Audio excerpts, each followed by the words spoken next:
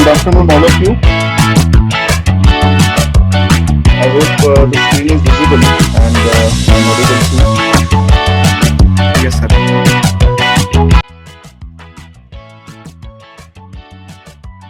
All right. So I have already conducted one lecture. Last time we talked about the bioinformatics, and today a very different topic I'm going to discuss. That is HPLC. That is high performance liquid chromatography. So this is going to be a fundamental illustration of HPLC. All of you must have studied chromatography technique, different types of chromatography technique, and one of them is HPLC. So this lecture is divided into three parts. First one is basic principle of chromatography. Then we will talk about the instrumentation of HPLC, and the third part is about the maintenance. So let's see if time permits, we can even go further. So in this particular course, I will tell you about the concept and scope of HPLC, separation mechanism, and separation modes. Now, if you see the basic definition of HPLC or chromatography, chromatography is an analytical method in which compounds are physically separated prior to their measurement. So, usually in analytical methods, like where you estimate the concentrations of different analyte molecules, we do not separate the molecules. But in chromatography, we physically separate the molecules from the mixture, and then we do the qualitative or quantitative analysis of that molecule. So it's an analytical method where compounds are separated, physically separated before their quantification. Now, as the definition suggests, the main purpose of chromatography is separation and quantification of the target sample present in the matrix. Now, in chromatography, we know that there are two phases, mobile phase and stationary phase. So on the basis of mobile phase, there are three different types of chromatographies, like liquid chromatography, gas chromatography, and supercritical fluid chromatography. So in liquid chromatography, the mobile phase will be liquid. Gas chromatography, it will be gas, like nitrogen, hydrogen, and air. And in supercritical fluid chromatography, supercritical fluids will be the mobile phase. So supercritical fluids are such a fluids which exhibit the property of gas as well as liquid simultaneously. The very good example of supercritical fluid is carbon dioxide at high pressure. So the pressurized carbon dioxide, it become a supercritical fluid, and that can be used as a mobile phase in supercritical fluid chromatography. So in this lecture, as we are going to talk about the HPLC, that is high performance liquid chromatography, we are going to discuss only the liquid chromatography method.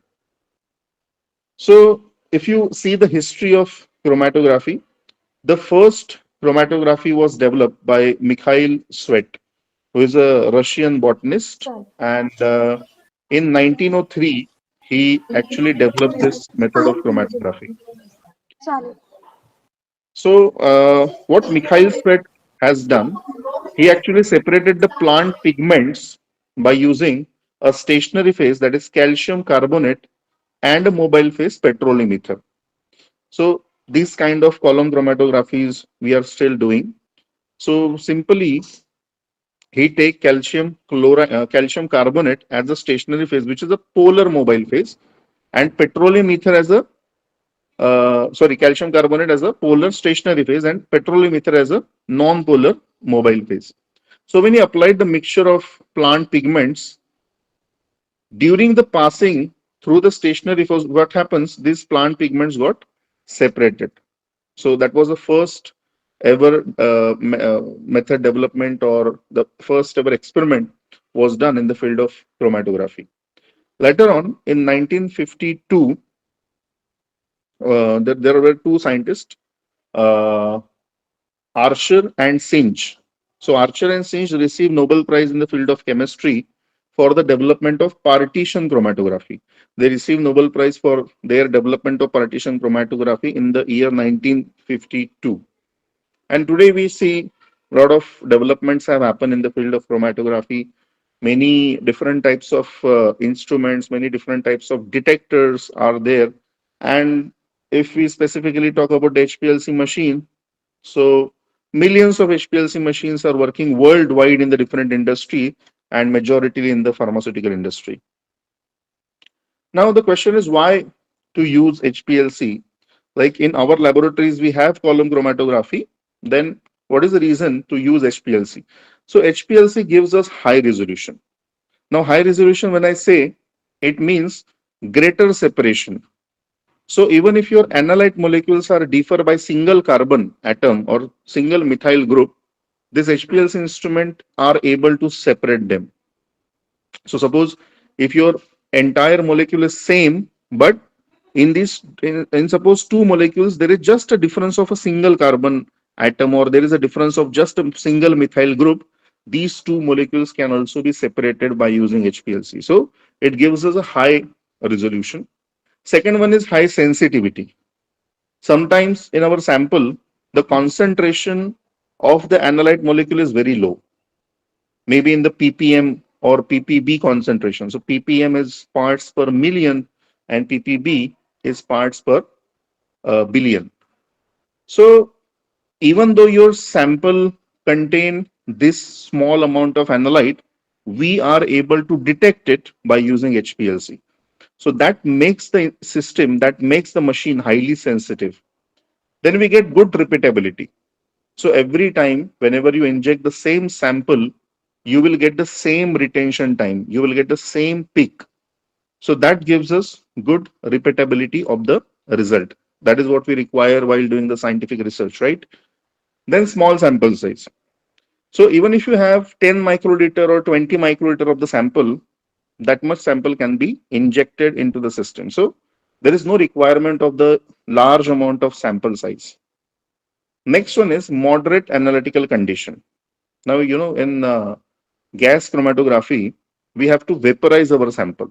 So your sample is going to be destroyed, or you will not get that sample in the same form as output. But here in HPLC, we are injecting the sample in the liquid phase and we can collect that sample after separation in the liquid phase after the chromatography. So this makes a system very good for the analytical, for the analysis of different molecules. Then easy to fractionate the sample and purify. So once suppose your mixture consists of five different molecules, five different types of analyte. Then after separation, you can actually collect all of these five individual molecules separately into the tubes. So that makes them pure. So sample fractionation and purification is also possible by using HPLC, and the method is non-destructive. Like in GC, as I mentioned, that your sample has to be vaporized. Here there is no need of the vaporization.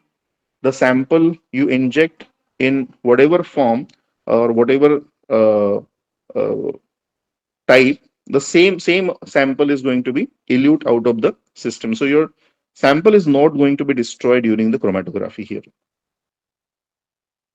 Now, if you see the scope of HPLC, it has application in wide variety of industries, like in pharmaceutical industry. In pharmaceutical industry, let me tell you, it is being used at three levels. One is in your R&D labs, that is research and development. Second one is product purification. So during the production process, there are many compounds which are produced, and while making the formulations like injectables or any kind of drug formulation, the drug molecule required to be in a highly pure form. So for the product purification also, they are using this uh, HPLC instrument. The machine comes into two forms. One is analytical HPLC and preparative HPLC. And so in preparative HPLC, the column size is large and you can inject large amount of sample.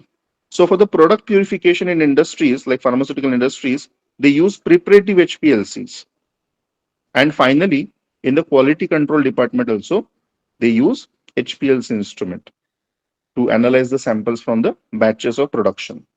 So in pharmaceutical industry, typical mixtures are antibiotics, sedatives, steroids, analgesics, crude drugs, cosmetics.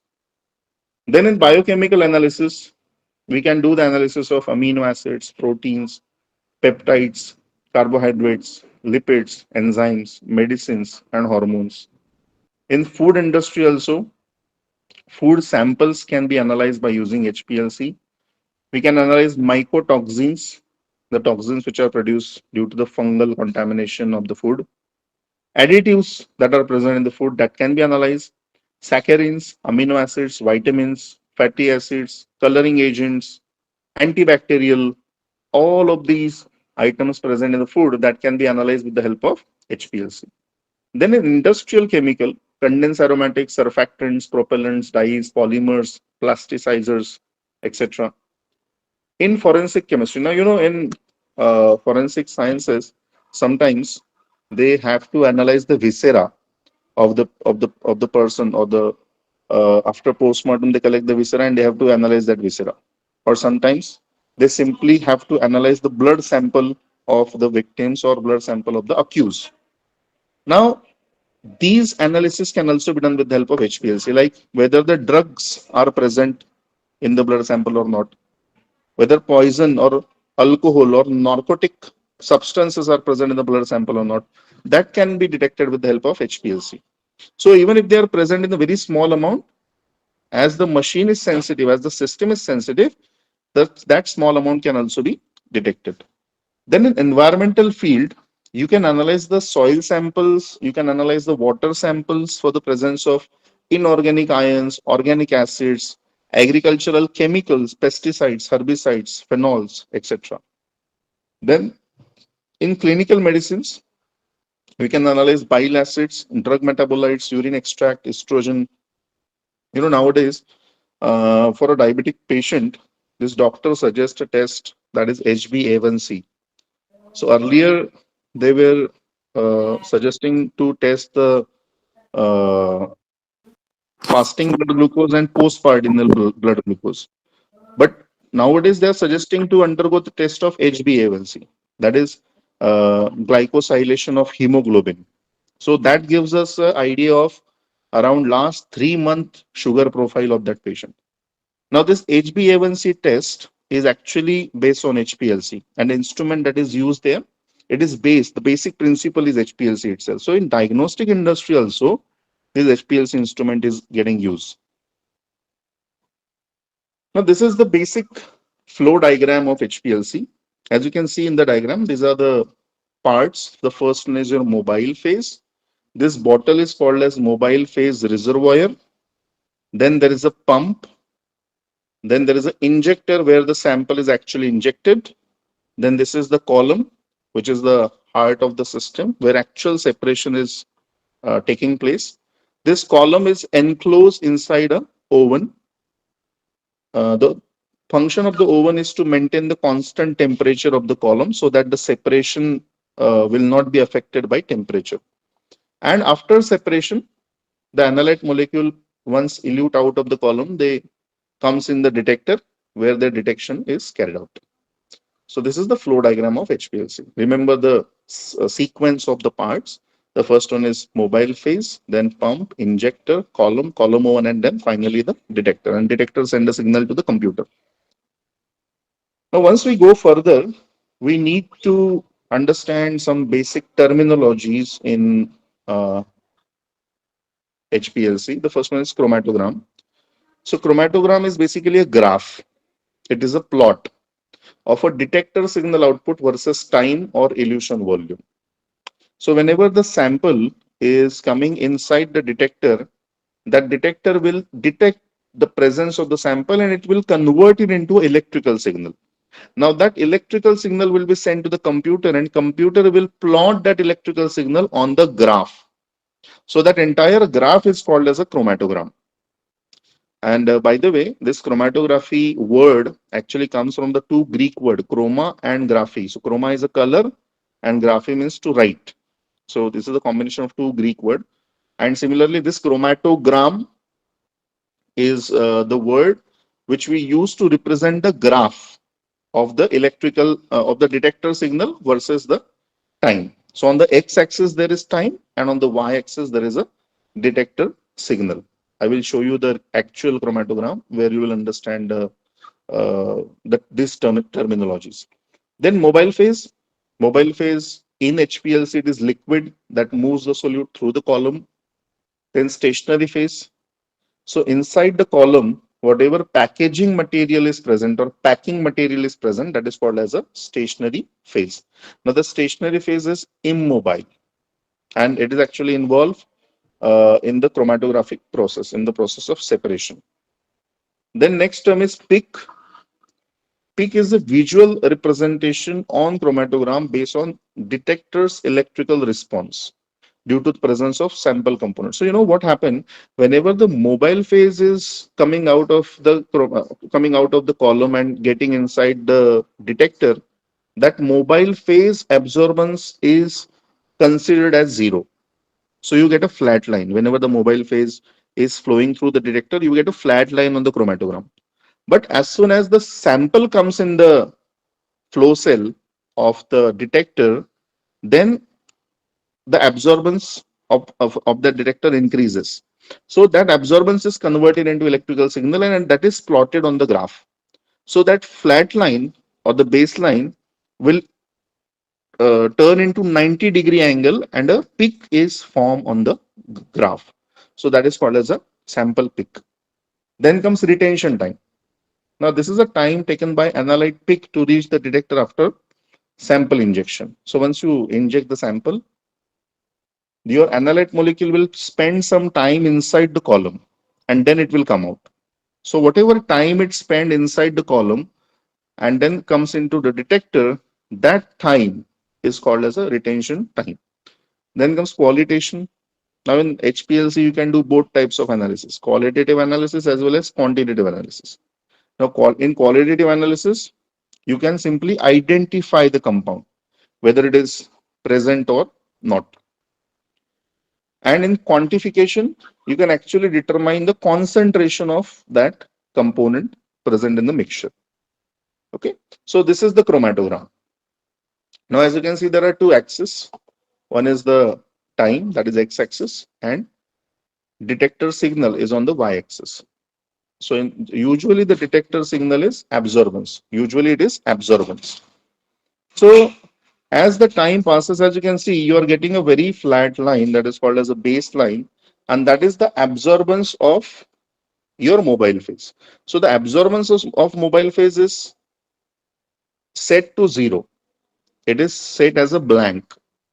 And you can see this peak. This peak is actually the sample. When sample comes into the detector will detect the presence of sample by detecting the absorbance, and that signal is plotted on the graph. So whenever sample comes out of the column, comes into the detector, then this peak will appear on the chromatogram. So this peak indicate that the sample is now present in the detector. And the time from this zero time up to the top of the peak is called as retention time for that sample. This is the retention time for the sample. Now, for every type of sample, the retention time will be different. The height of this is the height of the peak from the baseline to the top of the peak is called as height of the peak. And this inside area, the area that is present inside the peak is called as area of the peak. Okay, so this entire graph is called as a chromatogram. Now, then next separation mechanism.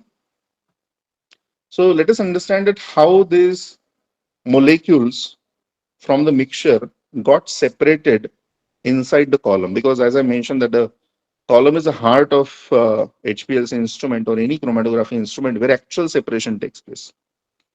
Now, as we know that there are two phases in the column. One is stationary phase, which is immovable, and another one is your mobile phase that is continuously flowing through the column, right?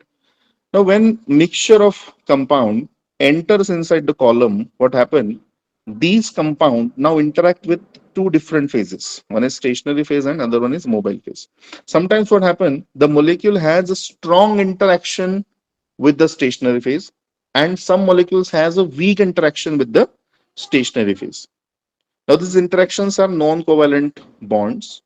So they will not going to permanently attach to the stationary phase, but they will have some kind of non-covalent interaction with the stationary phase.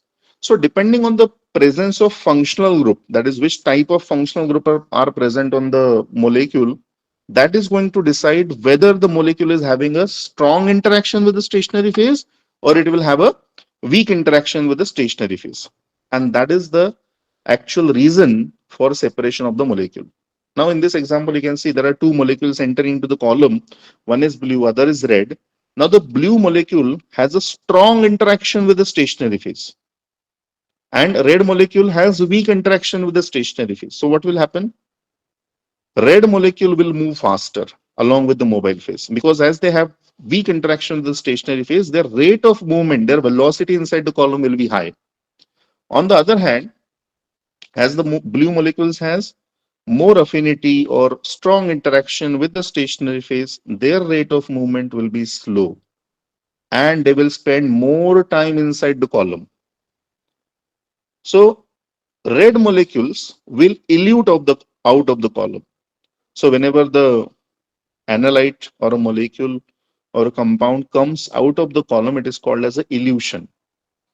So this red molecule elute out of the column first. They will detected by the detector first. So the first pick that we get on the chromatogram is of red molecules. Later on, these blue molecules with strong interaction with the stationary phase, they will elute at last, and the second pick that we got on the chromatogram will be of blue molecules. So in this diagram, we understand that how the separation occur inside the column. This separation is simply because of different rate of movements of the molecule. And why the rate of movement are different? The rate of movements are different because of strong or weak interaction of the molecule with the stationary phase. Okay. Now here, this picture will be more clear. You can see blue molecules, they are having strong interaction with the stationary phase, while the weak molecules will have weak interaction. Sorry, red molecules will have weak interaction with the stationary phase. So of course, if the red molecules have weak interaction, they will flow with mobile phase very fast. Their rate of movement will be very fast and they will come out of the column. It will be detected by detector first, and later blue molecules will elute out of the column and it will be detected by the detector. Now suppose let us understand with the example of Mikhail sweat. So Mikhail sweat, he also uses one stationary phase and one mobile phase. Can anybody of you tell me what was the stationary phase used by Mikhail sweat for the separation of plant pigment? Yes, anyone? Please unmute yourself and tell me.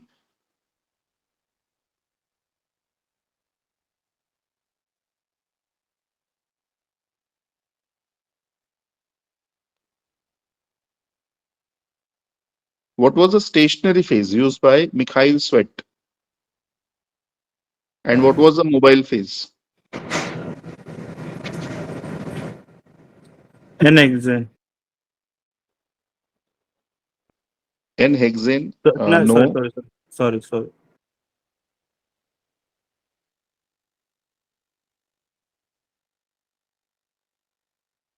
All right. So the stationary phase was calcium carbonate and the mobile phase was petroleum ether.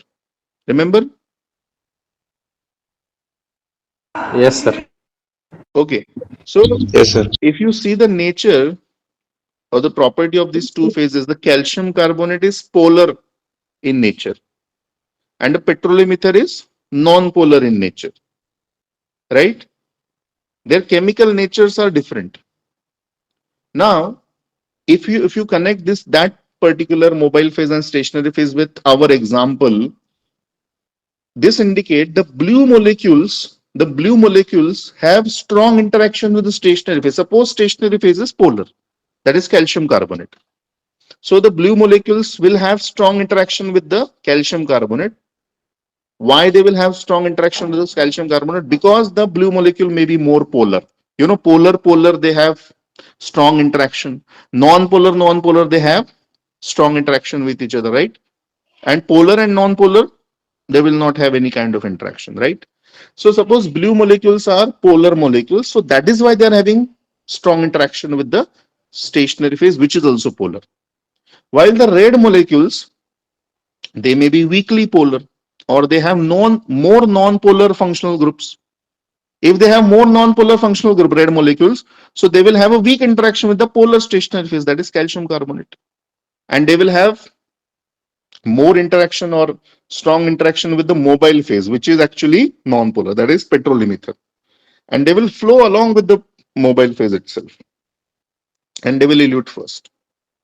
So this difference in interaction is actually responsible for the separation of the molecules inside the column. Some molecules will have strong interaction with the stationary phase, some will have weak interaction with the stationary phase.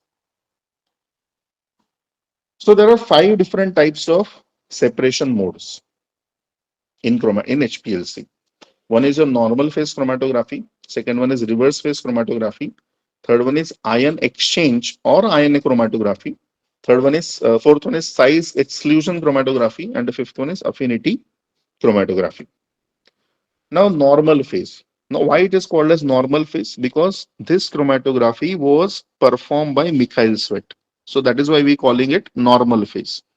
In Mikhail Sweat example, we saw that the nature of stationary phase was polar and the mobile phase was non-polar, right? So whenever your chromatography mode has polar property stationary phase and non-polar property mobile phase, it is called as normal phase chromatography or normal phase mode. Understand? Calcium carbonate, it was a polar stationary phase and petroleum ether was a non-polar mobile phase. So that is called as a normal phase chromatography. So nowadays in HPLC, what kind of material we use in the normal phase chromatography? So we use silica gel type, which is a polar stationary phase for general use purpose. Then we use modified silica also, where the base particle is silica, but its surface is modified, like in cyanotype. A cyano group is attached. That is also used for the general purpose. Then for sugar analysis, we can use a amino type of stationary phase, where the silica is modified and at the surface, at the terminal region, the amino group is attached. Then we can use diol type of stationary phase for protein analysis, where the functional group, diol functional group is attached on the modified silica. So this is the stationary phase, polar in nature. Now the mobile phase, as the stationary phase is polar, the mobile phase will be non-polar, right? So in non-polar mobile phase, which kind of organic solvents we can use? We can use hexane, benzene, methylene chloride, chloroform, carbon tetrachloride, diethyl ether, and tetrahydrofuran. These are the mobile phase options that we can use in a normal phase mode of chromatography. Then comes reverse phase. Now reverse phase is exactly opposite of the normal phase. You remember in normal phase we use polar stationary phase and non-polar mobile phase. So in reverse phase it will be opposite. It will be polar mobile phase and non-polar stationary phase. Understand? So that is exactly opposite of the normal phase. In reverse phase we use non-polar stationary phase and polar mobile phase. And this combination is called as reverse phase mode. So the stationary phase that we use in a reverse phase column chromatography, the first one is C18 type of stationary phase, which is called as ODS. ODS stands for octadecyl silane. You can see the base particle is silica itself. This is the base particle which is silica. It is attached with a silane group, and at the terminal position of the silane group, there is a chain of 18 carbon molecules are attached. This is a chain of 18 carbon, C18H37. You know, the number of carbon atoms, if the number of carbon or the number of methyl groups are more, it makes the material more non-polar. So if on the terminal region there are 18 carbons in a chain are attached, so this makes the molecule highly non-polar in nature. Understand? This is also called as bonded phase silica. Bonded phase silica, because the base particle itself is modified on the surface by attaching the silane group and the C18 chain. Then comes C8, which is octyl type. So instead of C18, 8 carbon chain will be attached there. C4, butyl type, there will be 4 carbon chains, phenyl type, cyano type, TMS type. These are different types of stationary phases that we use in a reverse phase column chromatography. Then in reverse phase mode, the mobile phase must be polar. And you know the highly polar liquid that we have is a water. So here we do not directly use the water, or here only absolute water is not used, but instead of that, mixture of water and organic solvents are used. So you can use mixture of water plus methanol or water plus acetonitrile or water plus tetrahydrofuran, etc. In some cases, whenever you have to maintain the pH of the solution, in that situation, buffers are used instead of water. So in that situation, you will use buffer plus organic solvent. That is buffer plus methanol or buffer plus acetonitrile. Generally, the phosphate buffer or acetate buffers are used. Here in reverse phase chromatography, the proportion of water and organic solvent is very important. Sometimes, you have to change this proportion according to the sample, and sometimes you can directly use the same proportion that is mentioned in the literature. If you're analyzing the same sample, and for that same sample the protocol is given, the ratio of the aqueous and organic solvents are already given in the literature, then you can directly go with the same ratio.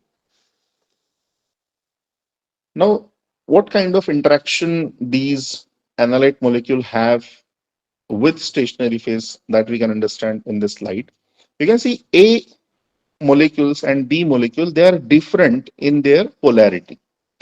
A is less polar and B is more polar. So whenever these two molecules pass through the column, now the column is suppose our C18 column, that is a reverse phase chromatography column is there, then the stationary phase itself is highly non-polar. So what will happen? The A molecule, which are less polar, they will interact strongly with the stationary phase. But the B molecule, which are more polar, they will not strongly interact with the stationary phase. Instead of that, they will remain in the interstitial space where the mobile phase is present. And they will move fast with the mobile phase instead of spending more time inside the column. But A molecule will spend more time inside the column because they have strong interaction with the stationary phase. Now, this interaction is actually dependent on the hydrophobicity. If the hydrophobicity is more, they will have strong interaction. If the hydrophobicity is weak, they will have weak interaction with the stationary phase. Now, how to decide whether the compounding is having high hydrophobicity or a strong hydrophobicity? So it depends on the number of carbons in a chain. Suppose the number of carbons in a chain are more, it is having strong hydrophobicity. Similarly, if it has more ring structures, again it will have strong hydrophobicity. Then if the sample has more carboxyl group, amino group, hydroxyl group, then their hydrophobicity is weaker, because these particular molecules or these particular functional group, they can ionize, and after ionization they can interact with the water molecules. So they're water soluble in nature. So they are having less or weaker hydrophobicity. So if you know the structure of your analyte molecule, you can actually predict their hydrophobicity, whether they are having strong hydrophobicity or they are having weak hydrophobicity. Now, depending on the hydrophobicity, the retention time can change. Now, let us take the example of a C18 column, which is a non-polar column. Now, our C18 column is a non-polar column. So in this non-polar column, the molecules which are highly non-polar, they will have strong interaction with the stationary phase. And the molecules which are having weak interaction with the stationary phase, they will spend less time inside the column. Now you can see here the hydroxyl group is present, and this hydroxyl group makes it weak polar, weak hydrophobicity.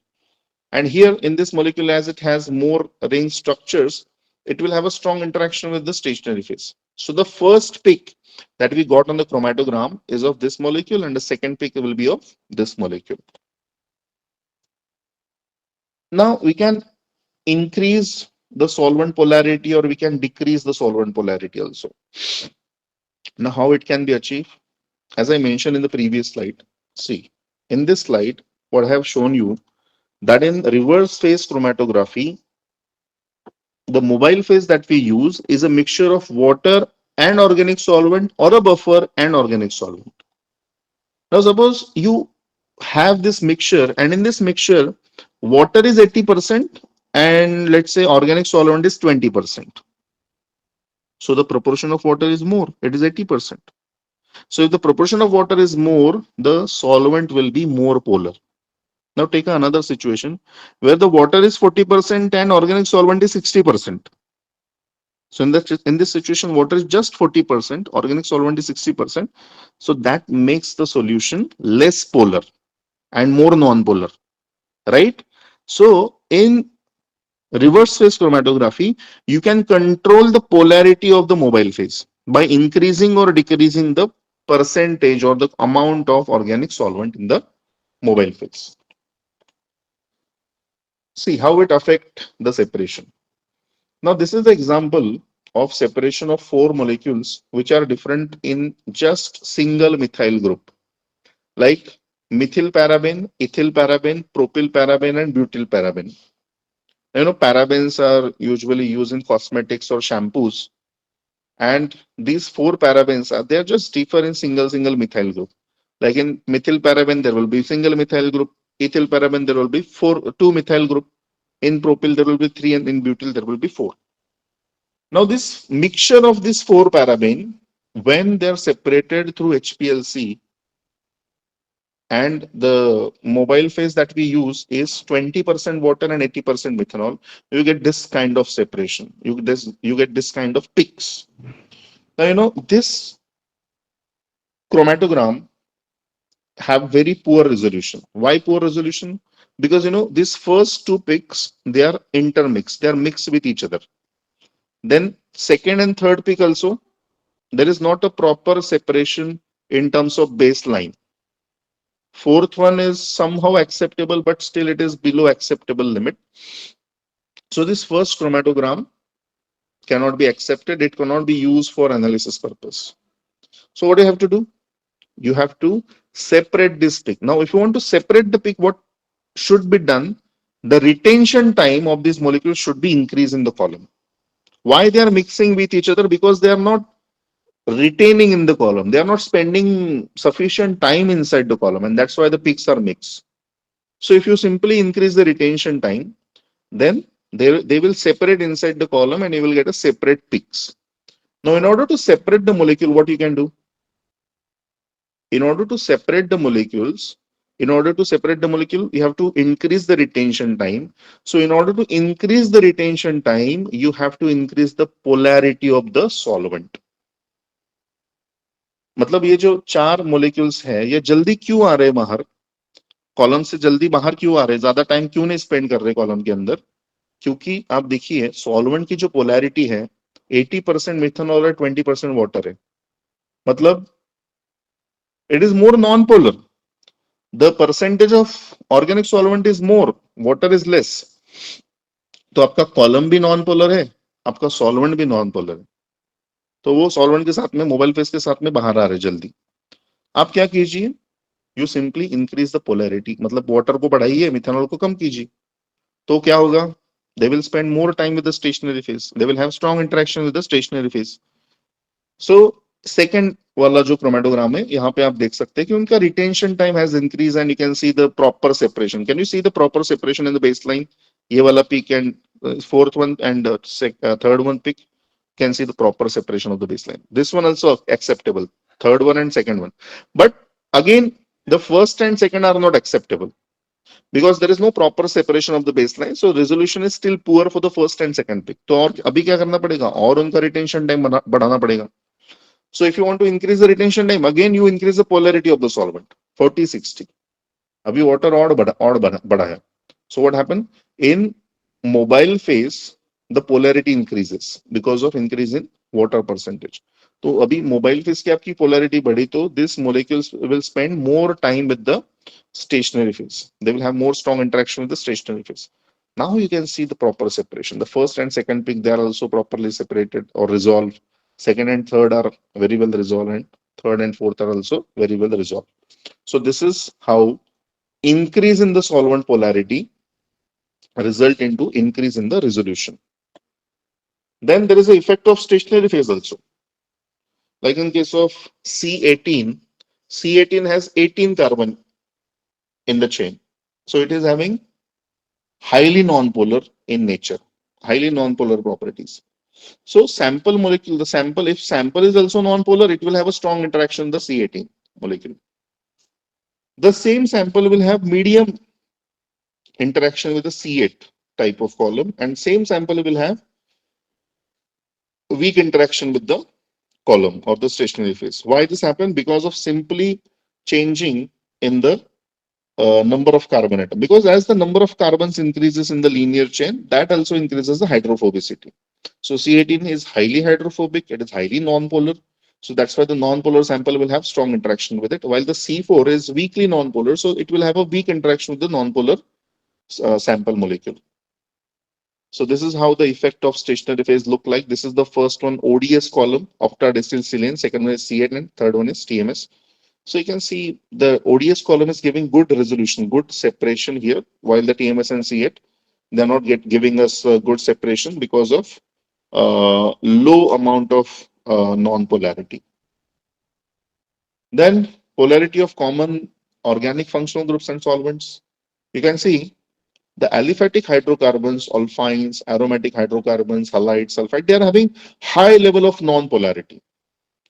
While carboxylic acid, amide, sulfoxide, sulfone, alcoholamide, they are having high amount of polarity. They are polar in nature. These molecules are non-polar in nature. While separation of the molecules you are doing, you have to consider its polarity, whether they are non-polar or they are polar, and depending on that, you have to select the appropriate type of HPLC mode. Then in organic solvents, the hexane, carbon tetrachloride, ether, benzene, methylene chloride, and THF, they're highly non-polar. While water, methanol, acetonitrile, ethyl acetate, chloroform, isopropanol, THF, they are more polar in nature. So that is what the reverse phase chromatography is. Now, reverse phase chromatography is very important because almost 80 to 90% of the applications that are that are carried out in worldwide, they are of reverse phase chromatography. There are very few experiments or very few times you have to use another mode of chromatography like ion exchange, size exclusion, or affinity chromatography or normal phase chromatography. Majority of the time you have to use reverse phase chromatography. So that's why it is very important in nature. Then next one is ion exchange chromatography. Now suppose your analyte molecule have some charge and you have to separate it on the basis of charge. Then ion exchange chromatography is the best suitable mode of operation because the stationary phase here itself is charged. You can see this is the anion exchanger. Anion exchanger means the column material has a positive charge, and whatever negatively charged molecule pass through the column, they will attach to the positively charged stationary phase, right? That is the electrostatic interaction. The opposite one attracts it. The opposite charges attract each other.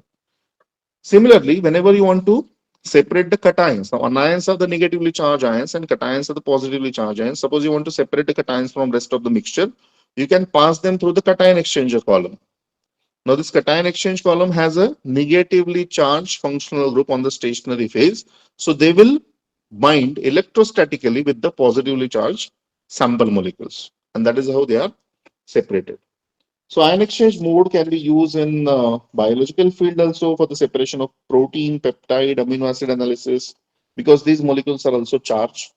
And ion chromatography can also be used in the separation of inorganic cations, inorganic anions, and organic acid. That is very important for the analysis of soil as well as water. So this is an example of anions, fluorine, chlorine, bromine. All these ions, negatively charged ions, can be separated in this from the mixture, and their concentration can also be detected. Even if it is in the ppm form or ppm concentration, still it is detected by the HPLC system because of its high sensitivity. Then this is cation exchanger, where sodium, ammonia, potassium, magnesium, calcium, these ions were separated and their concentration is also given there. Next one is size exclusion chromatography. As the name suggests, here the separation is on the basis of size. Size is actually equivalent to your molecular weight, so the separation will be on the basis of molecular weight of the compound. Now you can see there are three sizes of molecule: the large one, the medium, and the smallest one. Now, in the stationary phase, we use a porous material. The stationary phase that we use in a size exclusion chromatography is a porous material which has very tiny pores. And these molecules, small molecules, can enter inside these tiny molecules of the stationary phase or tiny pores of the stationary phase, and they pass through the column. So, what do you think? Which molecules will come out of the column first? Which molecule will elute out of the column first? Large, medium, or small? Can anyone answer? Which molecule will come out of the column first? छोटे वाले आएंगे सबसे पहले या बड़े वाले आएंगे? Yes, anyone? Anyone can guess. Small one. Small one will come out of the column first. Yes, any other guess?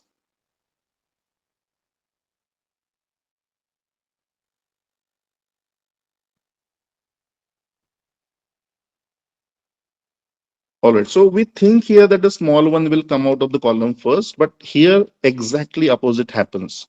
The large molecule will come or elute out of the column first. And at last, at the very last, the smallest molecule will elute out of the column. Now, why this happened? Let us see. Inside the column, the stationary phase is porous. सच्छिद्र आहे म्हणजे त्याला छिद्र आहेत त्या stationery फेजला. बारीक बारीक छिद्र आहे म्हणजे तो स्टेशनरी फेज असं जाळीसारखा आहे. मेश लाईक स्ट्रक्चर त्याचा आहे. नाउ व्हॉट हॅपन की the smallest molecule can enter inside the pore of the stationary phase, but the large molecule cannot enter inside the pore. So what will happen? The large molecule will come out from the column from the interstitial space. मतलब जो stationary phase के particle है उनके बीच वाली जो जगह है वहां से ये जो बड़े बड़े मोलिक्यूल है वो पास होके सीधा बाहर आ जाएंगे. लेकिन जो छोटे वाले मोलिक्यूल है what will happen? They will enter into each and every particle of stationary phase along their way. उनके रास्ते में जो जो स्टेशनरी फेज का पार्टिकल आएगा उनके पोर्स में इसको जाना पड़ेगा, क्योंकि उसकी साइज छोटी है तो पोर में एंटर हो जाएगा. और पोर भी कैसा है? वो जो अंदर का स्ट्रक्चर उसका मेश लाइक है, तो उसको उस मोलिक्यूल उस स्टेशनरी फेज के पार्टिकल में से बाहर आने के लिए टाइम लगेगा. एंड अगेन आगे वाले पार्टिकल में वो एंटर होगा. ऐसा करते करते उसका जो पाथ है that path is full of hurdles and it travels a longest path. So उसका जो स्पीड है वो रिटार्ड हो जाएगा, उसका स्पीड कम हो जाएगा ट्रेवल करने का. और जो मीडियम वाला है वो कुछ पोर में जाएगा कुछ पोर में नहीं जाएगा, तो उसका स्पीड कैसा रहेगा? मीडियम रहेगा. और जो बड़ा वाला molecule it is not entering any of the stationary phase particle. वो किसी भी स्टेशनरी फेज के पार्टिकल के पोर के अंदर ही नहीं जा रहा है. तो क्या होगा? उसको वो आजू बाजू में जो रास्ता है स्टेशनरी फेज के पार्टिकल का उसमें से होके मोबाइल फेज के साथ में सबसे पहले बाहर आ जाएगा. तो इसमें क्या होता है? साइज एक्सक्लूजन क्रोमेटोग्राफी में जो सबसे पहला पिक आपको मिलेगा वो बड़े मोलिक्यूल का मिलेगा, बाद में मीडियम वाले का, और सबसे लास्ट में जो पिक आने वाला है वो सबसे छोटे मोलिक्यूल का होगा. Okay, so what is the use of this size exclusion chromatography? इसका सबसे बढ़िया यूज है you can determine the molecular weight of the unknown compound. अगर आपको किसी अननोन कंपाउंड का मोलिकुलर वेट फाइंड आउट करना है तो ये बेस्ट एक तरीका है उसका मोलिकुलर वेट डिटरमाइन करने का. तो अभी ये साइज एक्सक्लूजन क्रोमेटोग्राफी किस लिए करते हैं अपन? There are two purposes, gel permeation chromatography and gel filtration chromatography. So gel permeation chromatography is used for measurement of molecular weight of the polymers, और जेल फिल्ट्रेशन क्रोमेटोग्राफी करते हैं for the separation of protein. वहां पे हम लोग protein का molecular weight भी determine करते हैं. Now what is the difference in permeation and filtration? In gel permeation chromatography polymers, जो केमिकल पॉलीमर्स बनाए जाते हैं लेबोरेटरीज में या कंपनीज में, उसका मोलिकुलर वेट डिटरमाइन होता है. तो यहाँ पे जो हम मोबाइल फेज यूज करते हैं that mobile phase itself is a organic solvent. और जो जेल फिल्ट्रेशन है, in the gel filtration chromatography separate proteins, we determine the molecular weight of the protein. तो यहाँ पे तो ऑर्गेनिक सॉल्वेंट नहीं चलेगा as a mobile phase. So here we use mobile phase as a buffer in order to maintain the pH, in order to maintain the physiological conditions. we use we use buffers as a mobile phase.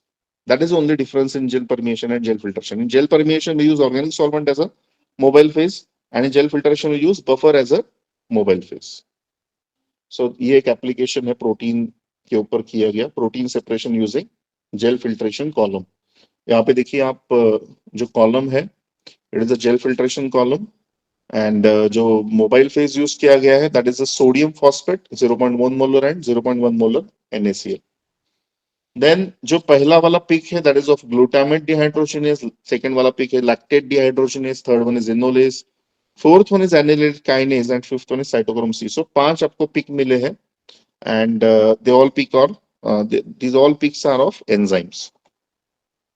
बाद में जो last वाला type of chromatography का that is affinity chromatography.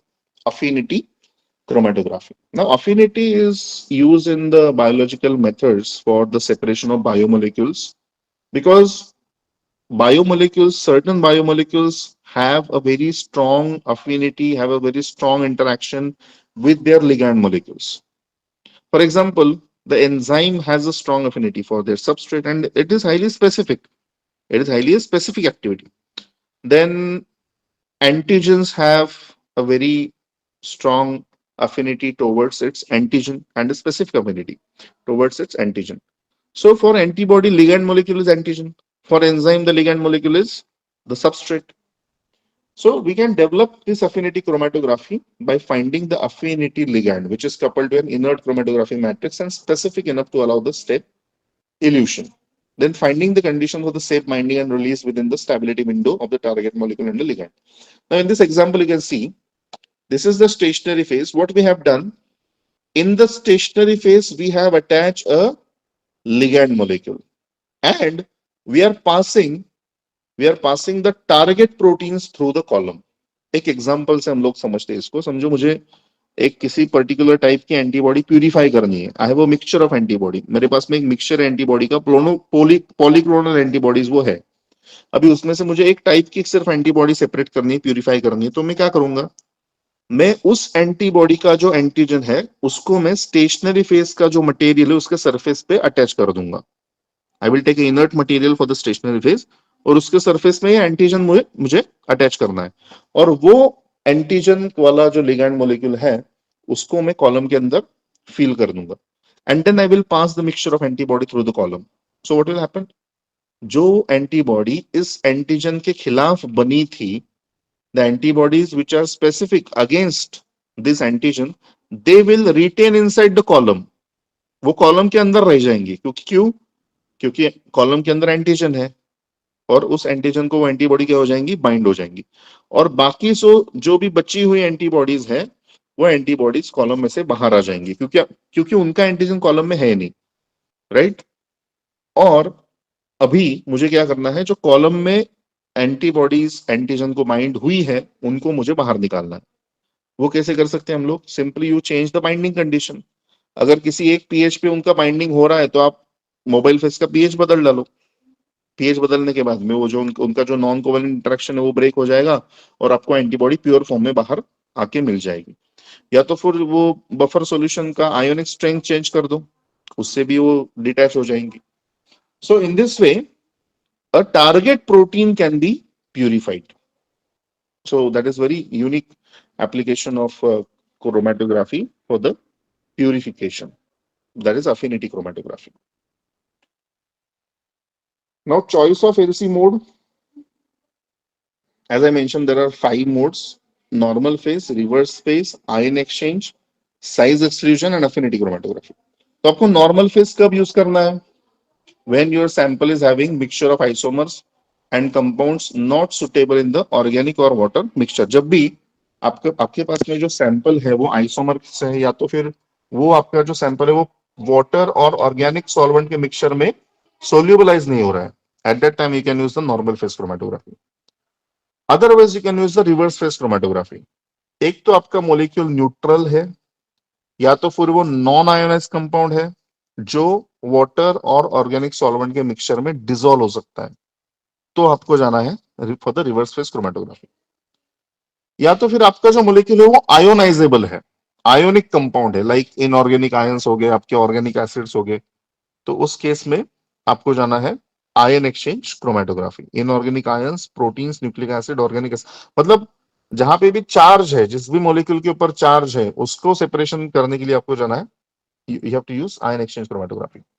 If the molecule is having high molecular weight and you want to determine its molecular weight also, then you go with the size exclusion chromatography. Okay, and अगर आपके पास में उसका ligand molecule available है और उसको उसको आपको purify करना है, then you have to go with the affinity chromatography. So this is the choice of NC modes. Then scope of HPLC. So depending on the molecular weight and depending on the water solubility of the molecule, you can choose the type of chromatography. Now suppose आपके molecule का molecular weight काफी ज्यादा है, it is in the range of 10 raised to 4 to 10 raised to 6. तो अभी इस बड़े molecule के लिए तो आप normal phase reverse phase ion exchange नहीं कर सकते, उसके लिए क्या करना पड़ेगा, आपको उसको साइज के बेसिस पे सेपरेट करना पड़ेगा. So you have to use the size exclusion chromatography. अभी साइज एक्सक्लूजन में भी उसके दो पार्ट है, जेल परमिएशन और जेल फिल्ट्रेशन. अगर तो आपका मोलिक्यूल कोई ऑर्गेनिक पॉलीमर है, मतलब वो नॉन पोलर है, वो वाटर इनसोल्यूबल है, तो आपको करना है जेल परमिएशन क्रोमेटोग्राफी. अगर आपका मोलिक्यूल आयोनिक है, वाटर सोल्यूबल है, जैसे कि प्रोटीन है, तो उस केस में आपको करना है gel filtration chromatography. If the molecular weight of the compound is less, it is in the range of 10 raised to 2 to 10 raised to 3, then you can go with the normal phase, reverse phase, and ion exchange chromatography. Again, that is depending on polarity of the molecule. If your molecule is non-polar, it is water insoluble, then you go with the normal phase. If your molecule is ionic and water soluble, then you go with the ion exchange. And if it is intermediate in nature, मतलब वो water insoluble भी पूरा नहीं है, soluble भी नहीं है, उसका नॉन आयोनिक मोलिक्यूल वो है, पोलर है, then you can go with the reverse phase chromatography. So this is the scope of HPLC. Understand? Any issue up to this point? This was just a basic of chromatography that we have seen. अगर इसमें कुछ question आपको होगा, you can ask, you can interrupt me any time. Shall we proceed? Is there any question? No, sir. You can proceed, sir. No, sir.